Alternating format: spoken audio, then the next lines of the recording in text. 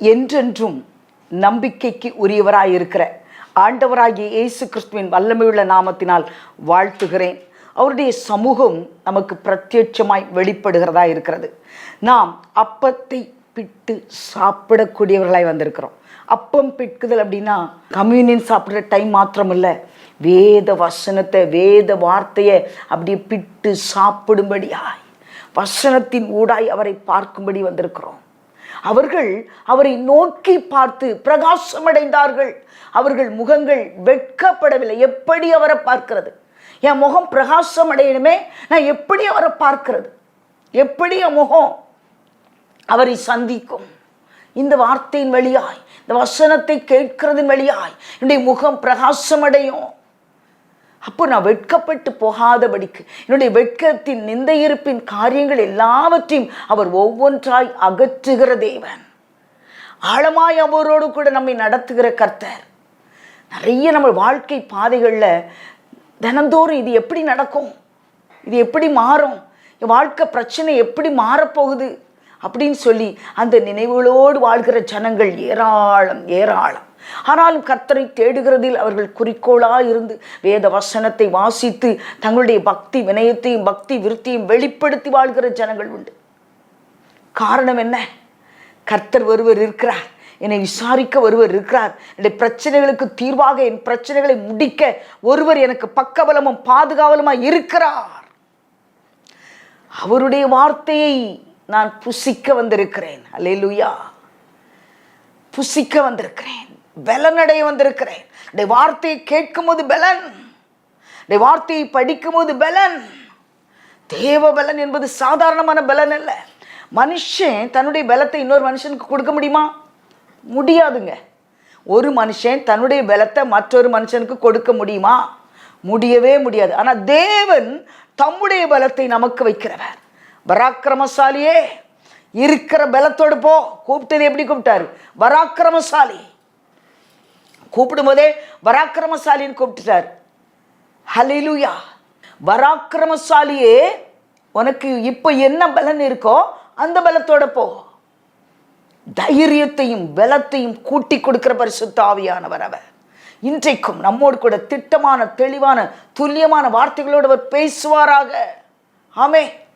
ஆசீர்வதிக்கப்பட்ட ஜனங்கள் நாம் எல்லாரும் யாரு? ஆசீர்வதிக்கப்பட்டவர்கள்.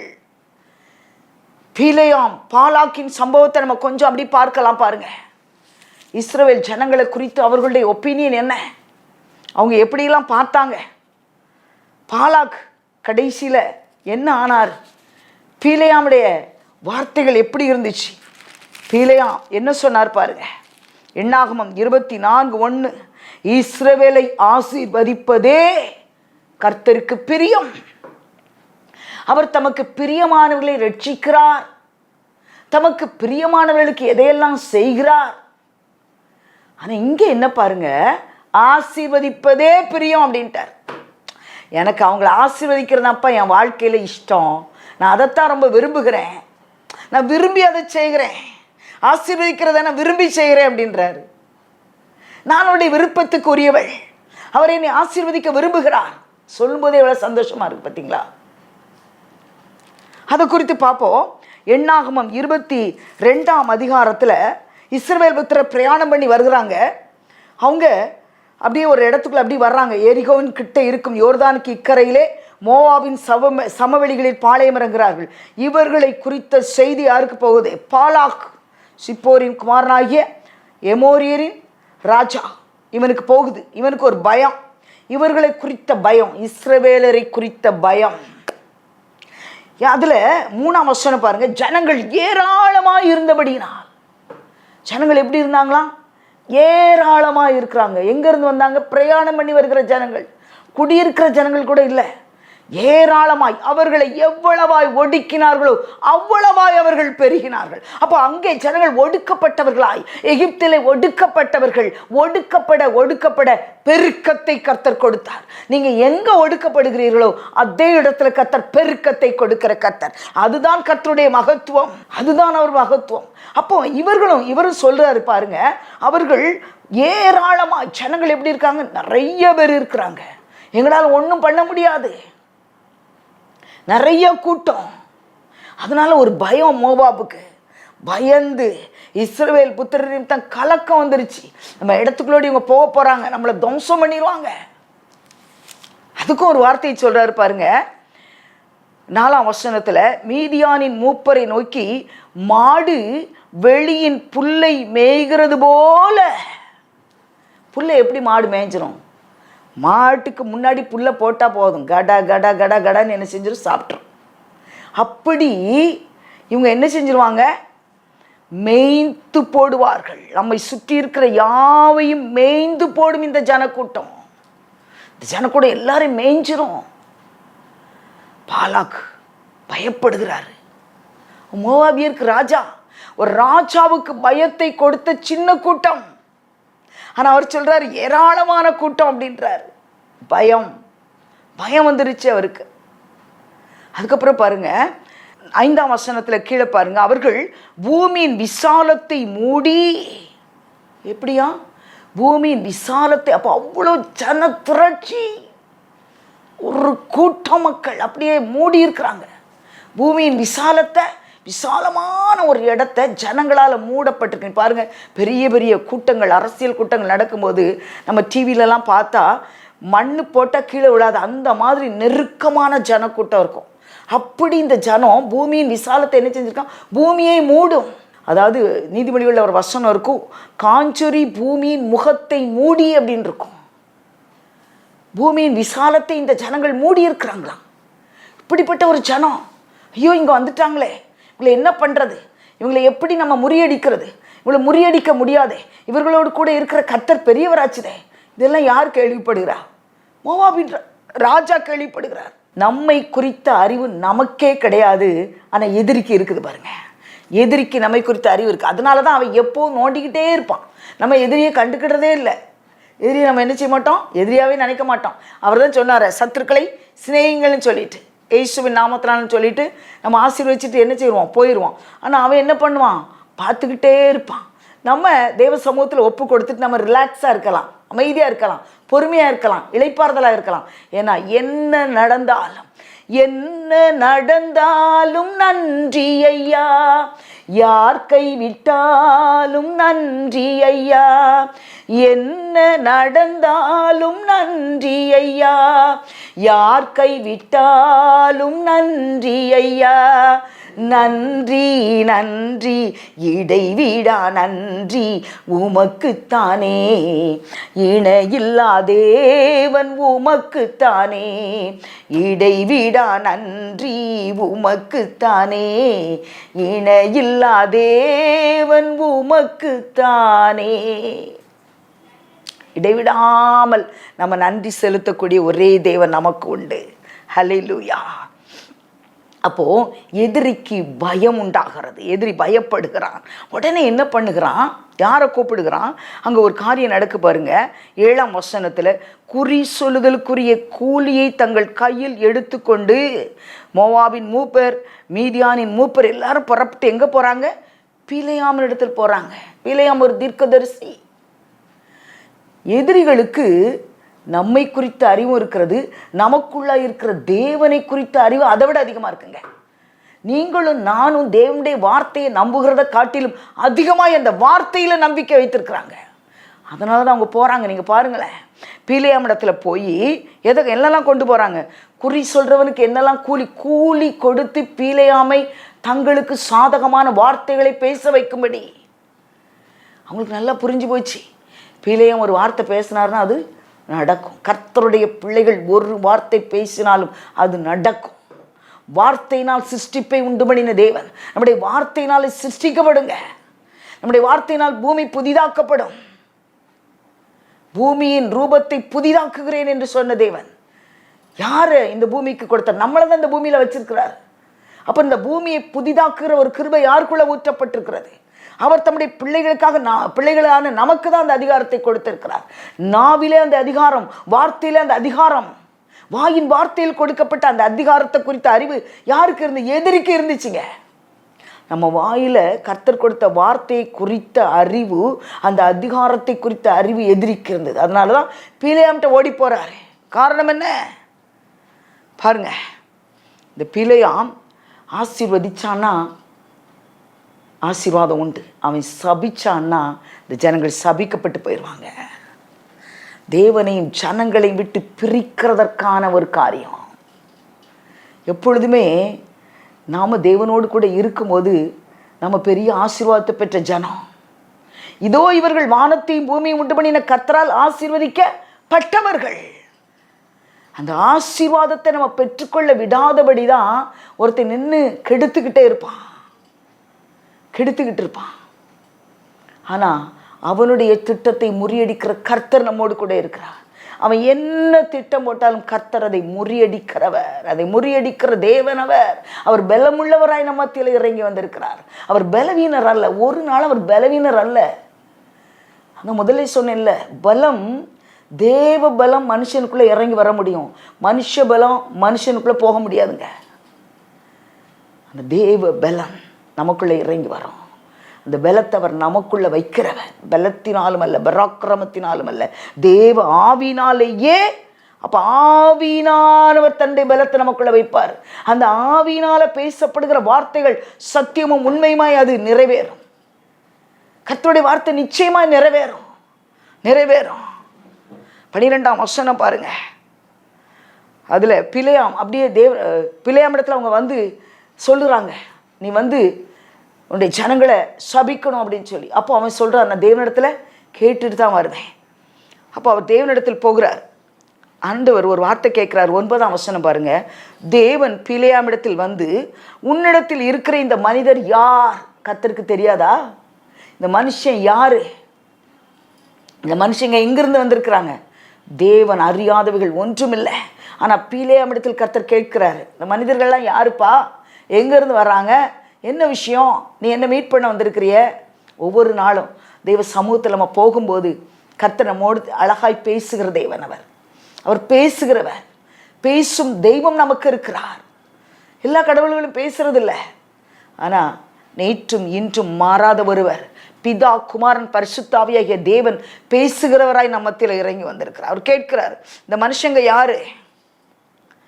உடனே அவன் சொல்றான், பிலேயாம் தேவனை நோக்கி, இவன் பாலாக், இவன் மோவாவின் ராஜா.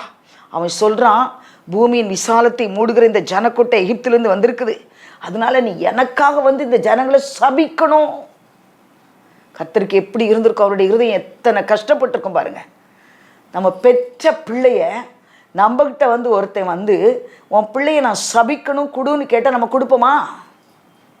எல்ஷடாய், அவர் எல்ஷடாய், தாயின் மார்பையுடைய கர்த்தர் அவர்.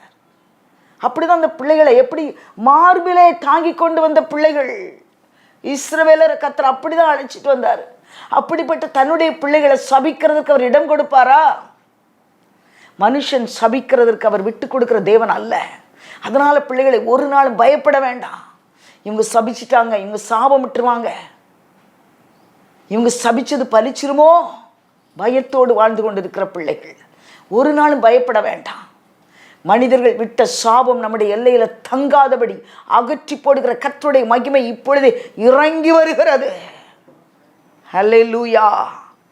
12ஆம் வசனத்தில் அவர் சொன்னார், நீ அவங்களோட போகாத, அந்த ஜனங்களை சபிக்க வேண்டாம், அவர்கள் ஆசீர்வதிக்கப்பட்டவர்கள். அவர்கள் ஆசீர்வதிக்கப்பட்டவர்கள், நீ சபிக்க முடியாது. உன்னை நான் சபிக்கிறதுக்கு அலோ பண்ண மாட்டேன், உன்னை சபிக்கிறதுக்கு விட மாட்டேன் அப்படின்றார். ஆனாலும் நைட்டு வந்து அவர் தேவ சமூகத்தில் கேட்டு போகும்போது அடுத்தது பாருங்கள், அப்படி வரிசை ஒவ்வொரு நாளும் தேவனிடத்தில் அவர் ஒவ்வொரு முறையும் கேட்க வருவார். அவர் போக வேண்டாம் அப்படின்னு சொன்னதுனால அடுத்த நாள் அவங்க மூப்பர்கள் வந்து பார்க்கும்போது அவர் சொல்வார், நீங்கள் வீடு நிறைய பொண்ணு வெள்ளி எனக்கு கொடுத்தாலும் கர்த்தர் என்ன சொன்னாரோ அதை நான் சொல்லுவேன், கர்த்தர் சொல்லாத நான் சொல்லவே மாட்டேன். திரும்பவும் அன்னைக்கு வந்ததுனால திரும்பவும் போவார். அப்பவும் ஆண்டவர் சரி போ அப்படின்றார். காலையில் கிளம்புறாரு, கழுதைக்கு சேனம் கட்டி கிளம்பும்போது கண் திறக்கப்படலை. நல்லா கவனிக்கணும். எப்போ கண் திறக்கப்பட்டங்கிற வார்த்தை வருது? 24ஆம் அதிகாரத்தில் தான். 24ஆம் அதிகாரத்தில் கண்களை ஏறெடுத்து, அதுக்கப்புறம் 3ஆம் வசனம் 24:3 தான் கண் திறக்கப்பட்டவன் உரைக்கிறதாவது. கழுதையின் மேலே சேனை வைக்கும்போது கண் திறக்கப்படலை, குருடனாக இருக்கிறான். அதனால தான் முன்னாடி நிற்கிறது யாருன்னு அவனுக்கு தெரியல. ஆனால் கழுதைக்கு கண் திறக்கப்பட்டிருந்துச்சு.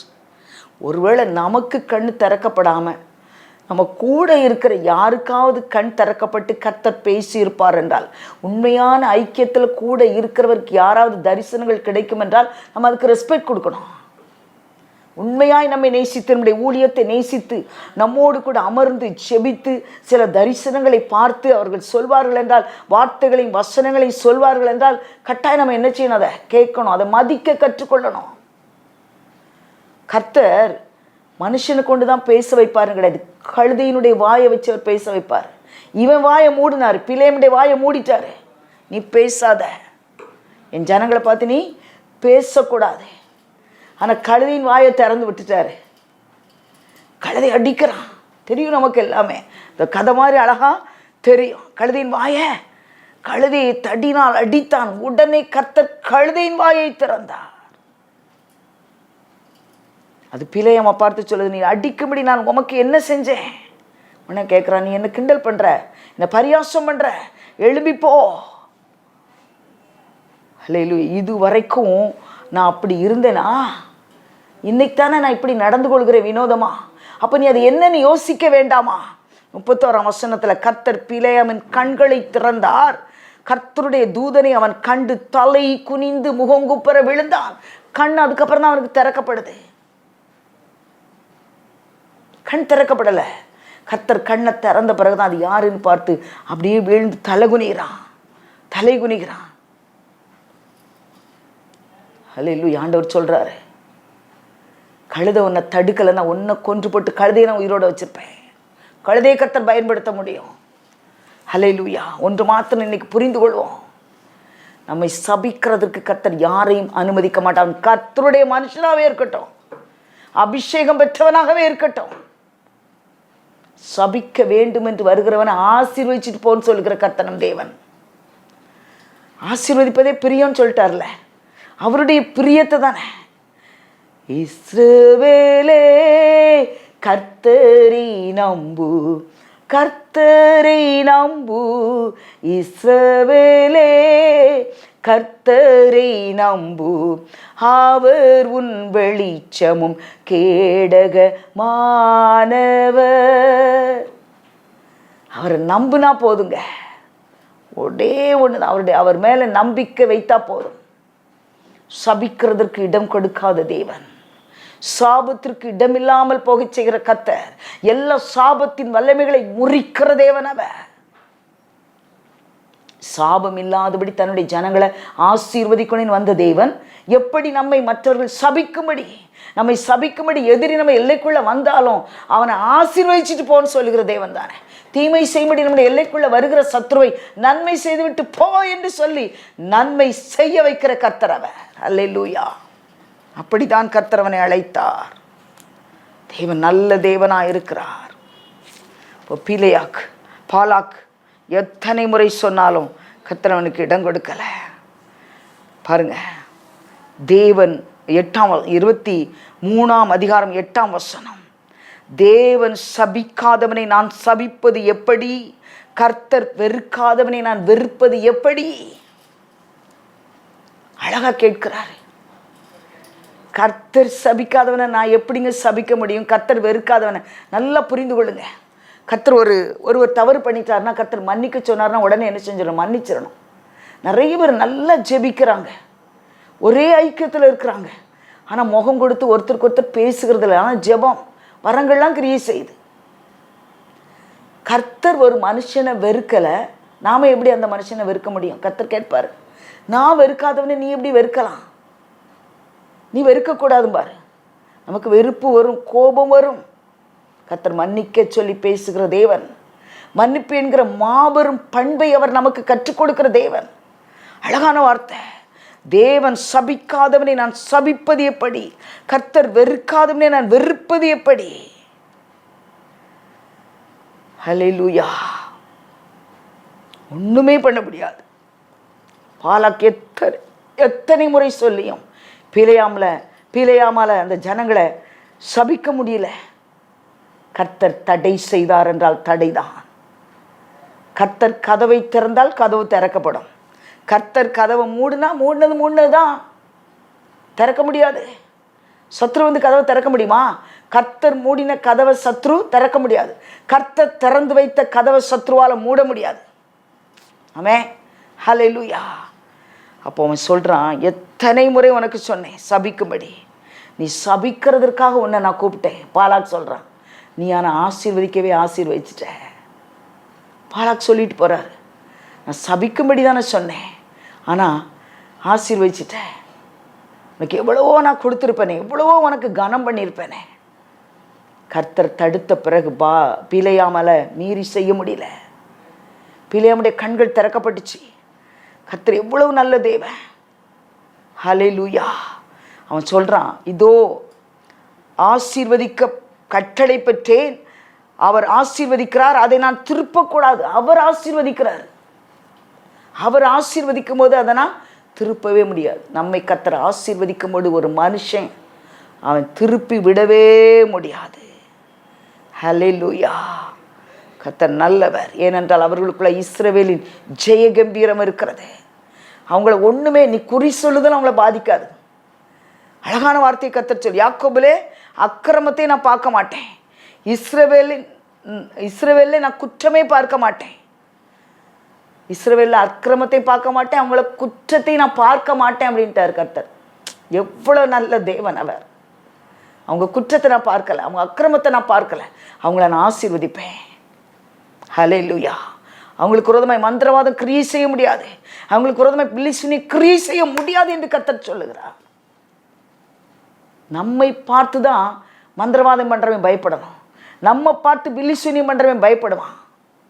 எதிரி நம்மை பார்த்து தான் பயப்படுவான், நாம் அவங்கள பார்த்து பயப்படவே கூடாது. ஏனென்றால் நீங்களும் நானும் ஏற்கனவே கர்த்தரால் ஆசீர்வதிக்கப்பட்டவர்கள்.